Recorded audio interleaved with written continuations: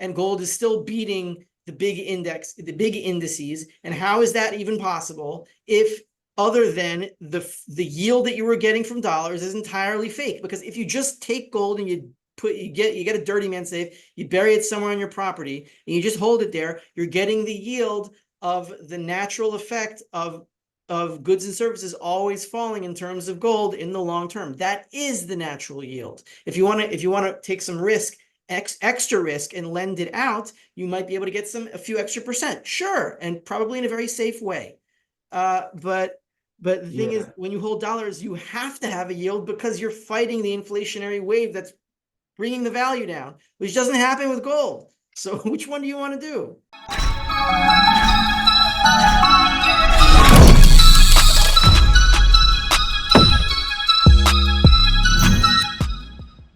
Hey guys, Ralph here from the Endgame Investor, and I got Phil on the line for another edition of the Bitter Endgame Draft.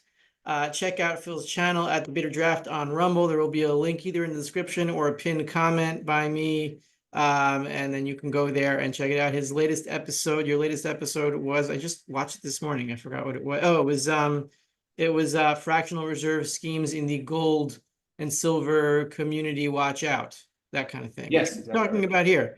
I think so, hopefully. So what we wanted to go into today, and by the way, I'm still alive, I'm still here. Iran hasn't bombed us yet, which is, a good thing, and hopefully they won't, and they'll be scared by something. But yeah, nothing yet. It's pretty tense but calm. So Phil, you wanted to start out with Kyle Rittenhouse. I'm only vaguely aware of what happened. Something about Ron Paul. Did he just discover Ron Paul, or is he a Ron Paul guy from 2012? He'd be like 15 or 16 back then, or even younger. 10. No, he'd be a child. Yeah. No, I think he just discovered Ron Paul. Okay. Oh, I know what that. He just discovered Ron Paul and said, "I love Ron Paul. I'm not voting for Trump. I'm voting for Ron Paul." And like that, the hammer of MAGA just descended upon him with a ruthless ferocity. And I was just, MAGA's a cult, so not that they're all bad. There's some good stuff about them, but they are a religious cult. They act like that. It's like Bitcoin crowds. They all come in like hordes. Yeah, I mean, I was just, I discovered Ron Paul about the same time you discovered. Now, I didn't discover him as fervently as you did, but I was like, hey, I really like this guy. I mean, but then he didn't win anything, and I was like, just kind of went to the back of my mind. But I'm like, I feel like every 20-year-old male discovers Ron Paul at some point. It's like, discovering girls. And you feel it, and it feels like a bag of sand. You discover Ron Paul. You're like, hey, the world would be better if we lived like this. It's the political equivalent of discovering a really hot girl who you think you could actually hang out with and enjoy her company. Yeah, exactly. And I'm like, what is wrong with you? Why are you jumping down this guy's throat? Now, I will say that if I looked at his timeline and it was like Trump, MAGA, Trump, MAGA, Trump, Ron Paul. I can see why people are like, what the hell? Like, why, what the sudden switch? Because there was no build up to that. It's just suddenly like, hey, you know what? I like Ron Paul better. But I'm also like, we are in a free country. Like, you can vote for whoever you want. If your heart calls you to vote for 93-year-old Ron Paul because you think it'll be a better job, that's fine. And look, I want to say to the world, I think Ron Paul will be a better president than Donald Trump. I'll say that right now. Yeah. Don't let the heavens descend upon me now. I'm sure the hate mobs, but I do think he would be a better president. I mean, he's very, very old at this point, but Ron Paul's ideals are better for the world. Yeah. I guess the question is, do you sacrifice the purity for, really it's a binary choice. You can vote for Kamala or Trump. And really, when it really comes down to it, it's a binary choice for people in about 6 counties in America to decide who the president are. Like, I'm not going to decide who the president is. Most people are not. There's like 6 counties in America. Those votes matter. Nobody else's really does, because it's all weighted. So vote for who you want. This was silly. Really, I don't think it matters. I think I can't say I understand where MAGA is coming from, but I guess in my head, where they are coming from is that Kamala Harris is so terrifying and evil, and I see where they're coming from when they think that. that if Trump is not president, the entire country will self-destruct and we will all die in a pandemonium. Mad Max, Thunderdome. Oh, Mad Max. Oh, okay, Mad Max. Yeah. They think that's gonna, and they think that electing Trump is so important right now that if you're going to waste your vote on a Ron Paul write-in, which is really, it's not going to accomplish anything practical, which that's true, it's not, then you're abandoning the in its time of utmost need. So my response to that is there's two. First of all, as I said to you a day or two, maybe it was yesterday, I think I said it yesterday, we were texting, and I said, look, Trump is obviously the better candidate or the less bad candidate on a simplistic level. But we don't really know what would be better for the country. And I think this is what Robert Wenzel, who I consider my economics teacher, he was the late proprietor of Economic Policy Journal and TargetLiberty.com, those two blogs.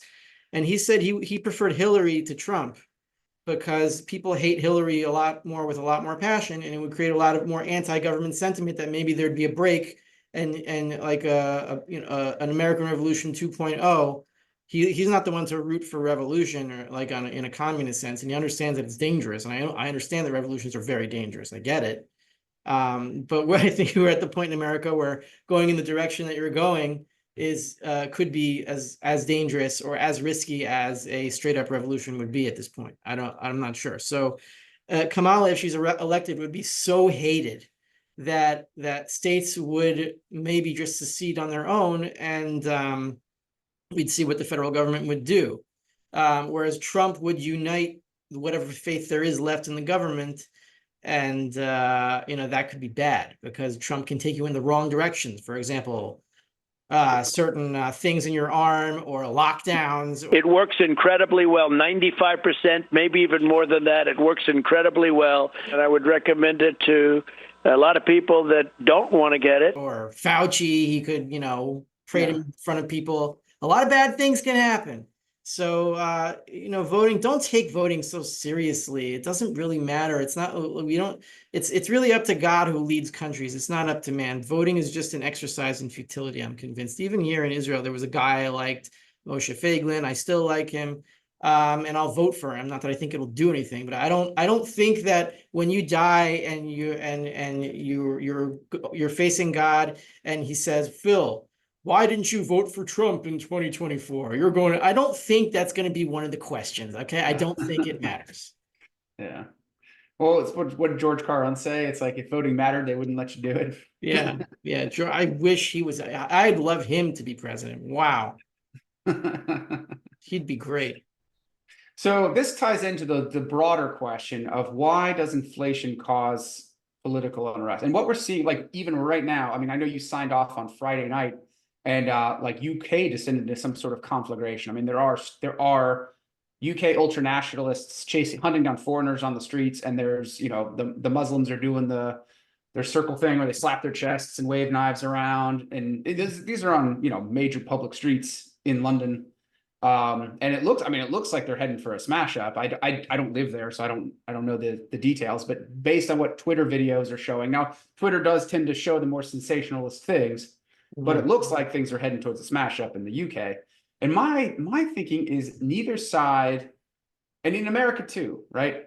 We're blaming foreigners and we're blaming, whoever, even blaming politicians, but no one's ever like, I mean, there's a few people like, it's the Federal Reserve, guys. Like that's the Eccles building is the direction you want to head into with your pitchforks and burning torches, but they never do it. And it just, I have to think like the bankers are just sitting in the Eccles building like, yes, because they're all everyone's fighting outside in the street and no one thinks to go to the money.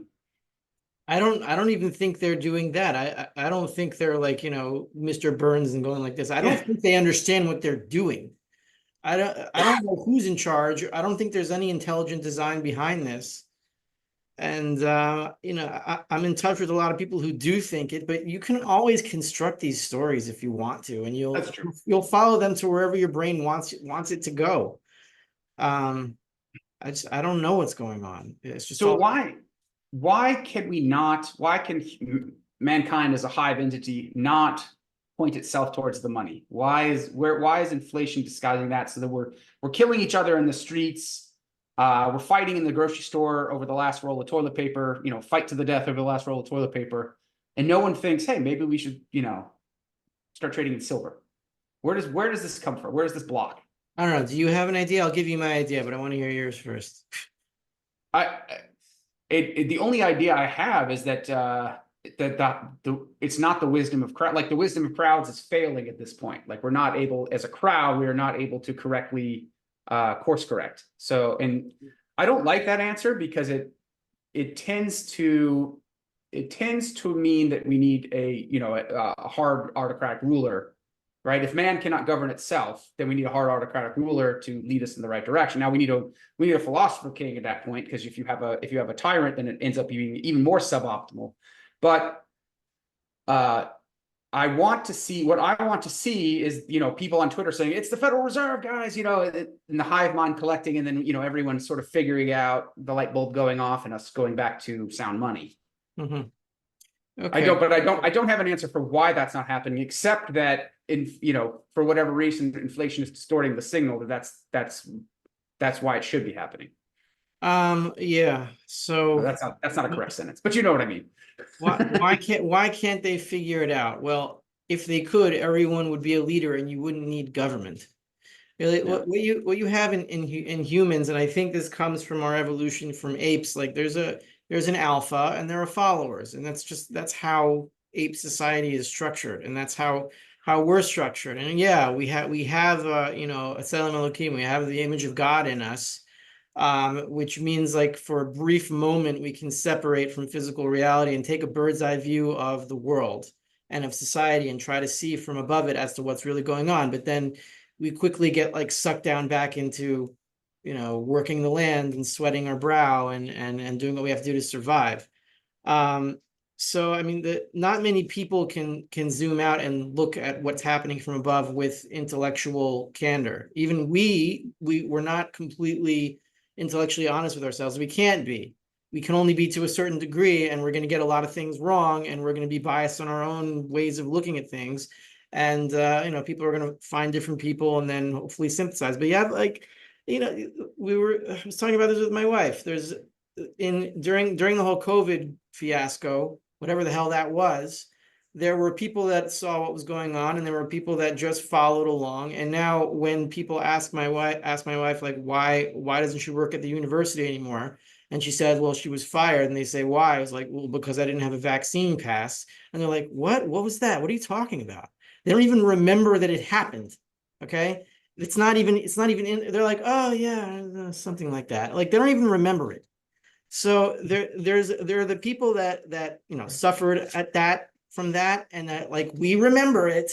And then there are the sheep that were sheep back then, and they are sheep now, and you can't, and they will follow whatever flow is happening, right?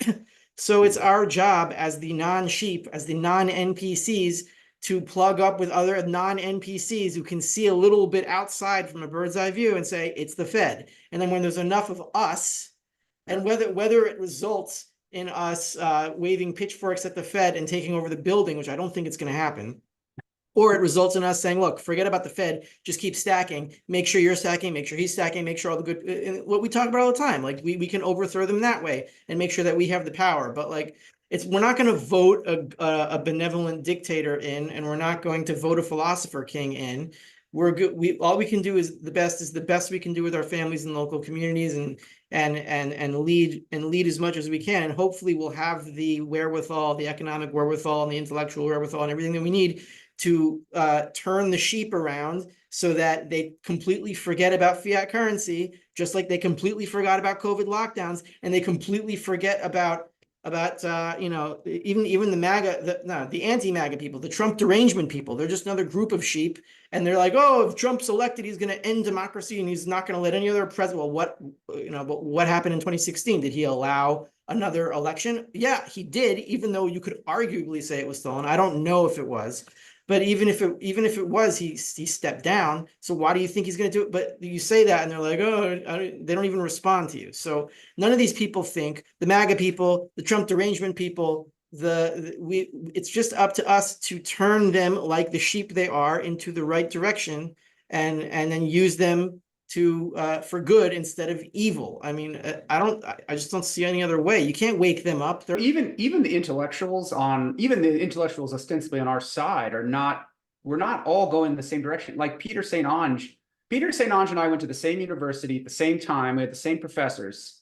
I don't remember him, but I think he's my age. Like, I think we were classmates. I heard him talk about the professors he had. Oh, Russ Roberts, we had the same classes. And he's pumping Bitcoin and, make sure you go vote for Trump. So he's like, he's not leading in the same direction we are. And I'm wondering, obviously, I mean, I think that inflation is, I guess the simple thing I'm thinking is like, inflation is pumping up Bitcoin. People are chasing Bitcoin thinking it's an alternative money. So the people who have not thought about it, and look, I'm one of them. I was a Bitcoin bull. I mean, I was until Rafi pointed out the Misesian regression principle, that's not a convincing argument to a normie. It's just not, well, Misesian regression principle, and the normies, throw the Bitcoin and run for the hills. No, that's not going to happen. Well, it's a very Austrian school point, because forget about everything that all the intricacies of Bitcoin, how amazing blockchain is, fine, whatever. But like, you go back to the foundation, it just doesn't make sense. And that's that. But the people that think, and they're like, okay, well, we do have to progress from first principles and then build up. But then the other people are like, well, what if we're thinking about it wrong? What if there's a step wrong in the logic and we just can't see it? And we have this whole thing, Bitcoin, and it's here at the right time. So like, why am I going to be distracted with petty logic, which might have something wrong in the system that I can't see? Because, am I going to trust my mind that deeply? No, I'm going to trust this blockchain thing that's like so magnificent that makes more sense. And then we're like, no, the logic's right. And then like, okay, fine, but I'll deal with that later. Yeah, you'll deal with it when it crashes, and you'll hopefully come back and join us. So I guess we got a little bit off the main topic, which is why are political assassinations affiliated with inflation? Because if you look at Weimar, I mean, all the guys from World War I, Rathenau, and the names are escaping me, but the ministers all, and the question is like, why does the vehicle of, one of the things that elections do is they act as a pressure gasket, right? You hate the guy, you hate Kamala Harris, you go to there, you vote her out of office or whoever, doesn't have to be Kamala, but you don't like your guy, you don't like your congressman, you organize, you go and you vote him out of office, he gets thrown out. And even if the new guy is, almost just as bad, the pressure valve is gone. Right. But it seems like during inflation, that boil it just reached the points where people just take to the streets. And part of it, I think, is the poverty, right? Because you're like, why am I so goddamn poor, right? And it just makes you angry. It's this generalized anger where the things aren't working the way they're supposed to, the way you can see they're supposed to be working, right? Mm-hmm. And I guess my question is why do, I guess, and it's a fringe minority of the people who actually take a gun and go shoot somebody, but why does that increase when it could, like the answer is right in front of you, just stack, right? But people feel the need to go put a bullet in a politician. Mm-hmm. Well, okay, so I'll defer to you again. What do you think? Well, maybe it's again the madness of crowds, or just the inability. It's the inability to see the reality of the world through the mechanism of inflation, right? Inflation disguises everything, and you don't even know why the things are happening the way they're happening. Like, you don't know why your teenage daughter is on OnlyFans, selling herself. You don't know why. So it must be horrible. Yeah, happening to a lot of people. Oh God. Must happen to some. Like, you can't. You're like, didn't I raise you? Like, what is going on? In many instances, I would say they didn't raise them. They let the phones raise them. But yeah, it must have been. And you don't know why your degree is not producing the wealth it was promised to produce, right? You don't know why these things are happening, so you're just left with this generalized anxiety and generalized anger. Look, if you understand what's happening, first of all, and second of all, you can help one person. There's a Jewish saying, "Save one person, save the world," and that's both literally true and emotionally true. Because if you do save one person, then who knows what kids that person's going to have? Who knows what line it's going to have? Who knows what kind of influence? You never know the positive influence that you're going to have. that one person can make, even insignificant person. You never know the negative influence that one person can have either. It's all butterfly effect stuff, you know. The flapping of the butterfly's wings can change anything in any direction in the entire planet. It's chaos theory. It's basically the Jewish equivalent of chaos theory. So Just tend your own garden and let it, you know, deal with your neighbors and try and help. Yeah, like I heard this from a Chabad rabbi towards I guess the peak of the COVID insanity, when I was really starting to lose it and get depressed, and I was like, what is this ever going to end? How do I deal with this? And he said to me, like, the first commandment is, I am the Lord your God, you know, and meaning, ergo, you're not. Like, I made the world, and your job isn't to save the world, and it's my job to run the worldly business, and it's your job to tend to what your responsibility is and let the big things up to me. So I had to go into that mentality, or I was going to lose it, because like I'm thinking like, okay, the world is committing suicide. How do I save it? Because I know what's going on, but like I can't. It's not my job.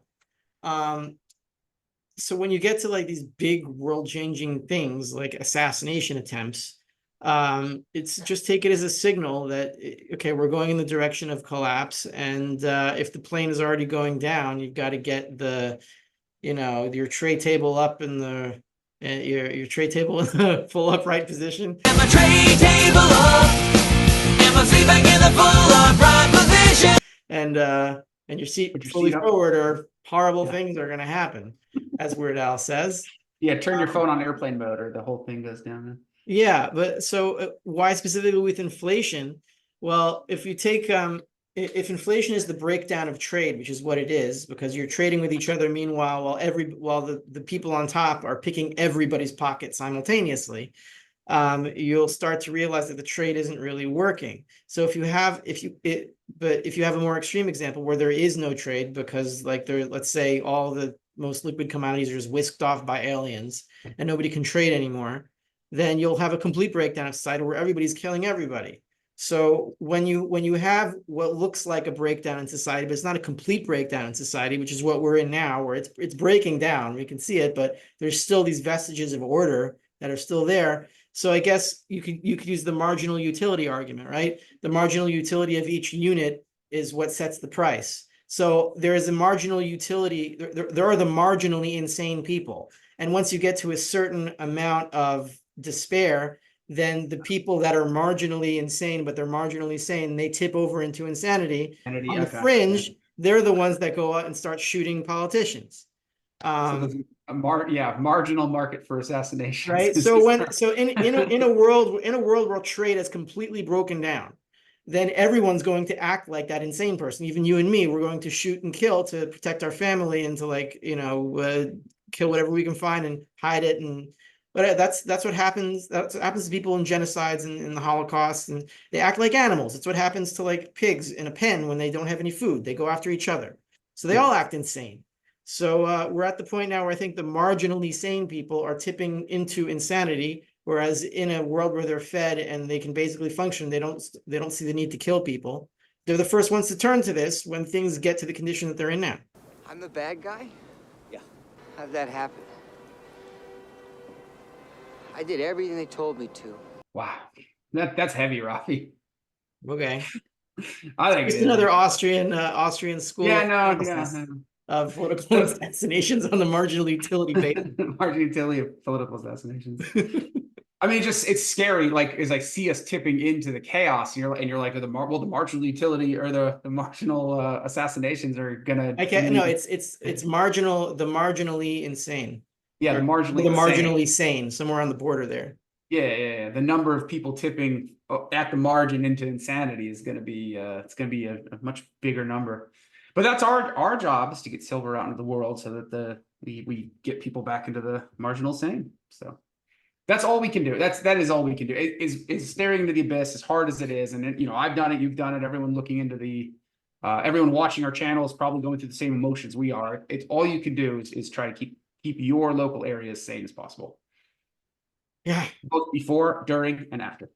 So this ties into the second topic, which is all the political terminology, or the MAGA terminology is actually patriot, PAY, patriot. Like, it's people who pretend to be patriots, but they're just grifting off the system, and they're like, I'm gonna, send me $500 and I'm gonna expose the whole world to the voting machines that these don't work, and they lead everyone on a merry goose chase, and nothing ever happens and nothing ever gets done. And we are experiencing that in this gold and silver world. And they're basically your competitors. I mean, I'm not really doing this professionally. I just asked for like a $5 donation. So it's not really a profession for me. But if I was doing this professionally, I would be facing these people as competitors. And they're saying, our cryptocurrency, our gold-backed cryptocurrency offers yields on everything about it. So don't put your money with Rafi. What are you doing putting your money with Rafi? He's just gonna, send you some stuff to put shiny rocks on your desk.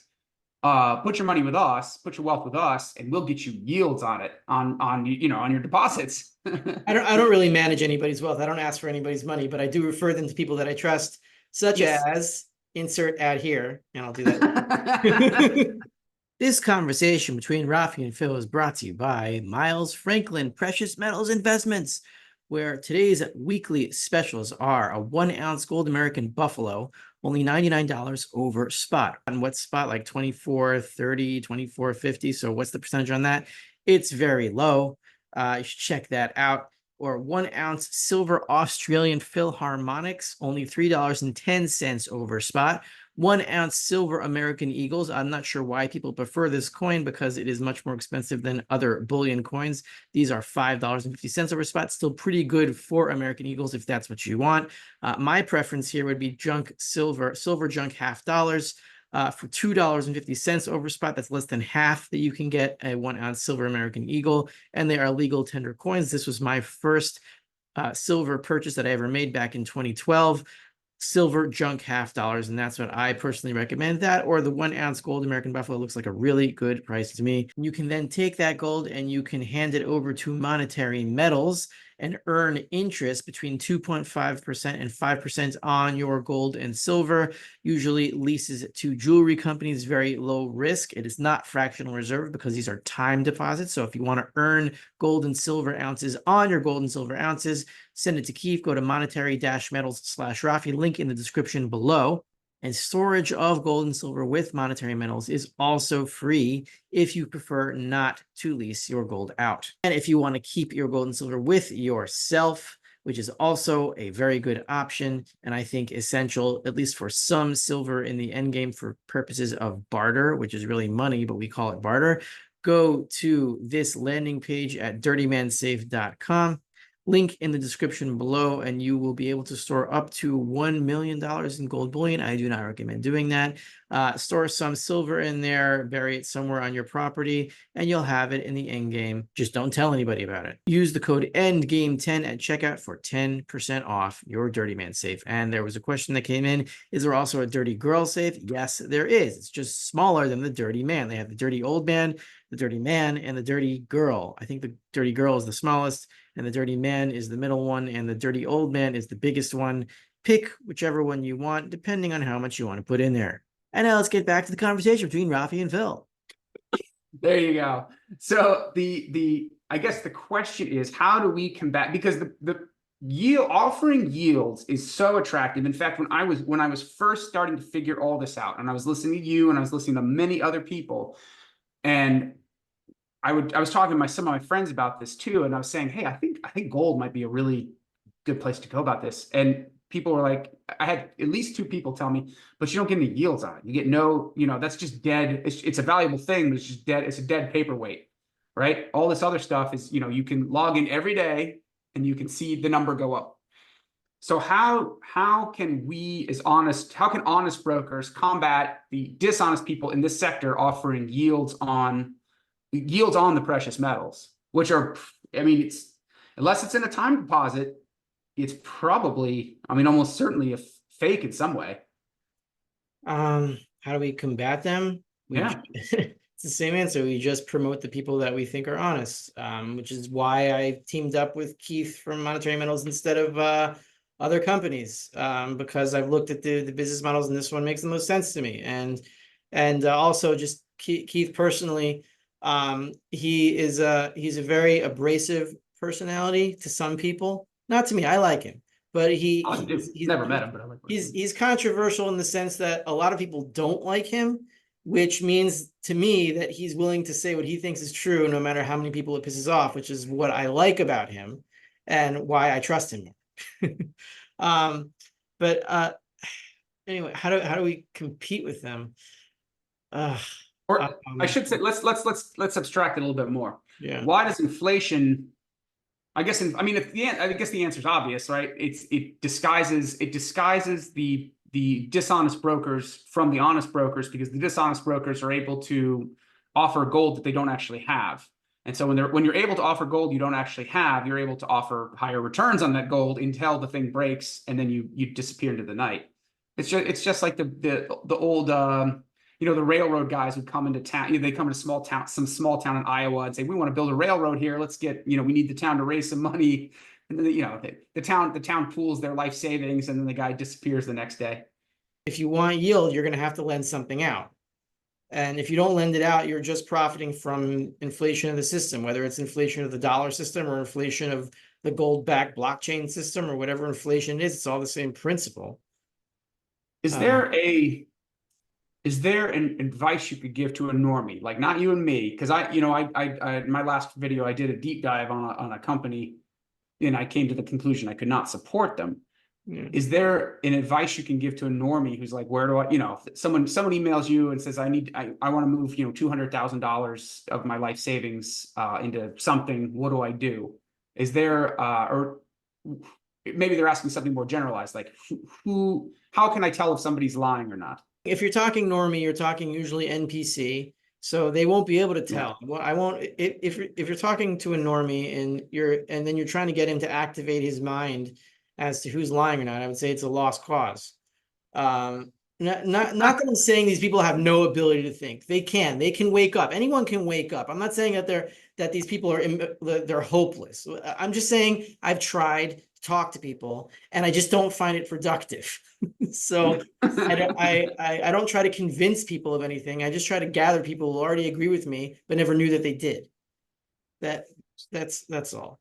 So what I would say to anyone watching our show is obviously highly educated and already very familiar with what we're talking about. But if you are new, what I would say the quick and dirty way is if you are getting a yield on a demand deposit, and by a demand deposit, I mean you can show up at any time and redeem your metal. So if you are allowed to show up unannounced with your tickets, either physically or virtually, and say, hey, I'm redeeming, mail them to me, or I'm here, give it to me right now.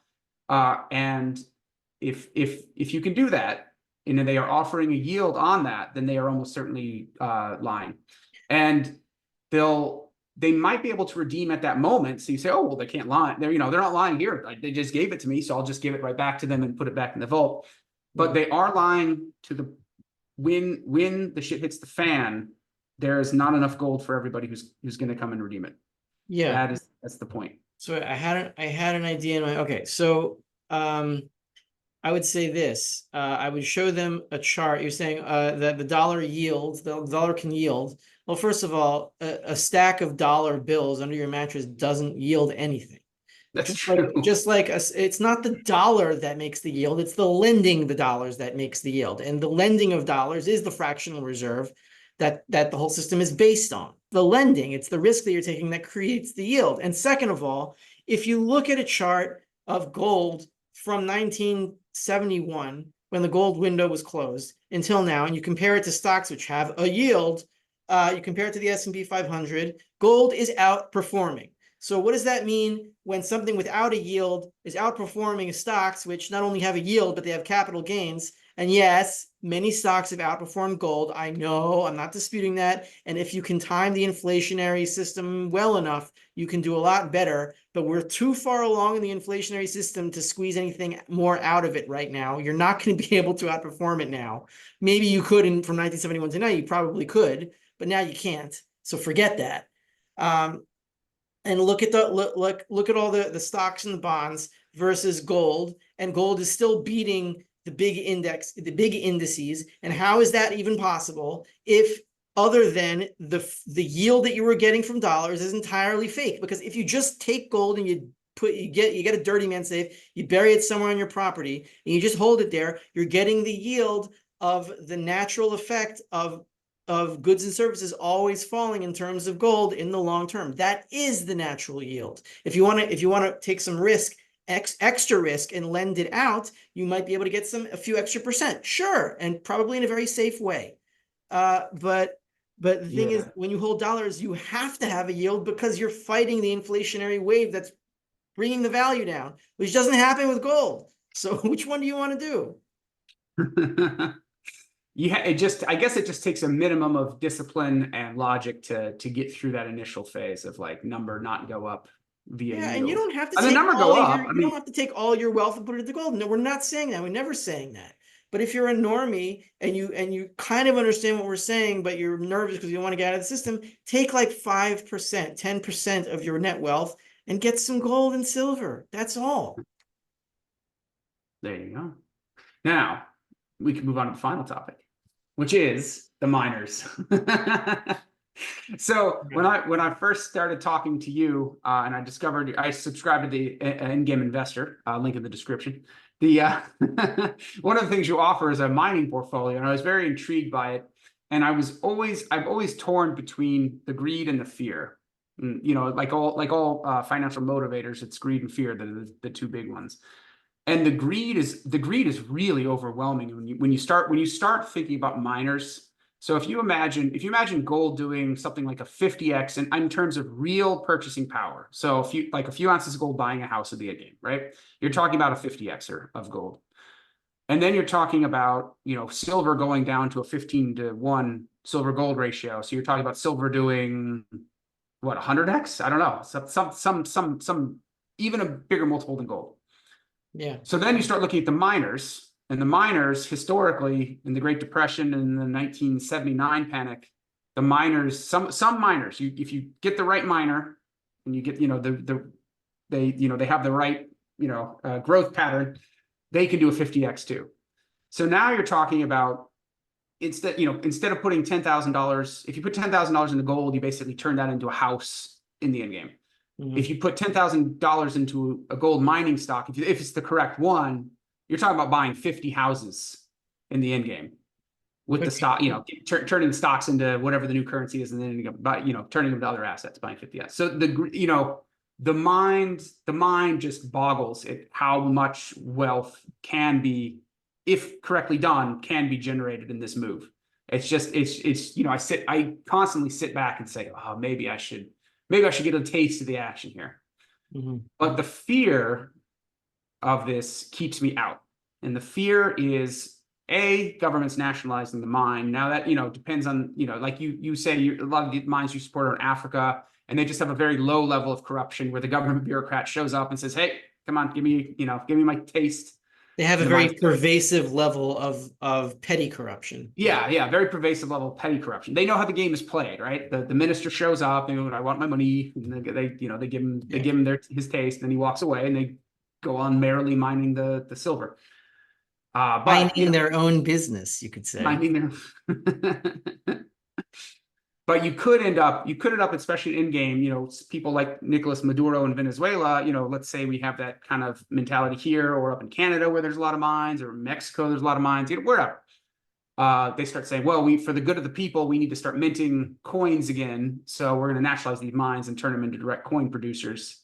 And so we're going to, the stock owners, you get nothing. Then the other risk is the broker, and I think you just discussed this on commodity culture. So the brokers, almost all normies, when you go through something like Robinhood, you don't actually own that stock is not in your name. They loan it out almost immediately. It's disgusting. It's disgusting that they let this happen. This is allowed to happen, but it is. They loan it out almost immediately. So you buy a stock, they basically just say, we owe you this stock. And you can see the number go up, but in a crash, there's a very, very, very good chance that whoever they loan that stock out to is just going to keep it. So in other words, even your brokerage account is fractional reserve brokerage. Yeah, it's a fractional reserve brokerage account. I'm saying they didn't loan the stock out. They used your stock as collateral for their own loans against somebody else. And that person that they used is the person they staked your stocks as collateral to is the current owner of the stocks. Great. You're And in the basement of a mansion of fractional reserve levels. So when it blows, what's going to happen? And people think, "Oh, I'll just sue my broker." No, the broker's going to go out of business. So Robinhood is going to say, "Oh, you're going to get an email one day. I'm sorry, we lost everything," and then you're going to email back and say, "What do you mean you lost everything?" And then you're going to get error 404. Business shutdown doesn't exist, and you have no idea who has your stock. I mean, it's going to be poof. Yeah. So the solutions, Bill Holter has a solution that I like, which is it's a pain in the ass. I mean, it's a real pain in the ass, which is to get the physical paper of the stocks, and you have to look up his videos on how to do it. I think you have to go through not just a broker, but there's like another agent that he can get the stock from the broker, and then he can turn it into paper and send you the paper. Somebody just got to make a service out of this, where it's like, the sort of services that cancel your unused subscriptions to whatever service on your credit card, and they find it and they cancel it for you. So I'm seeing services like I think this could be like a real business model where you figure out how to get stocks or certificates for stocks for people who have, when their brokerage is just doing it, and they pay you a cut to just do that labor. And Yes. and that might actually work. Maybe we should look into that and start a business. Market always clears. Yeah, there's always a service to get through a hurdle. I love it. So yeah, maybe I don't know if I want to put in the it just sounds like such a tedious pain in the butt though. But that's where the money is there. And the other solution I was thinking is something like, and this is not a recommendation, and I'm not affiliated with them in any way, is Peter Schiff's like Europac Gold Fund. Because I think they probably own those shares. I'm guessing they're sophisticated enough. That's probably. I don't think a good Adrian idea. Day is using like Robinhood. Yeah. But the thing is, like, but if you want to invest in Peter Schiff's gold fund, and you do it through Robinhood, then Robinhood's going to loan out your share of Peter Schiff's gold fund to somebody else. So how do you do it? You have to do it with Peter Schiff directly. Yeah, you'd have to. I think you can call Europac. I think you can call and invest directly with them. I think you could do that. Yeah, I think that would be the easiest way to do it. Pick somebody you trust in the gold and silver space and call up the company and just buy their fund directly. Yeah. Can you do that? Can you call Fortuna Silver Mining, for example, and have them mail you shares directly? I don't think so. I think maybe if there's enough of them, I'd have to ask Chris Marcus about that. He would know. Okay. I mean, I guess it's possible. If you call them up and ask them, they'll give you all the options. Okay. But I'm sure there are ways to do it that are more direct than Interactive Brokers or Robinhood or whatever.